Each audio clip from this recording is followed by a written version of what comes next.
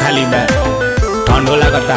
दर्द दिल के बढ़ा के गई, बहुत खर्चा करा के गई। हमके लागल की लाइक करत बिया यार, बाकी ठेंगा देखा के गई।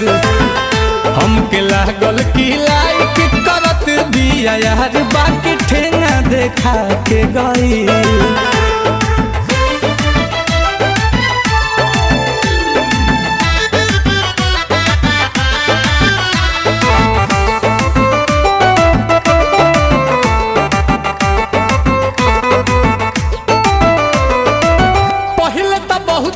बनल भोली भाली, बाद में तो साफा निकल गइल जाली।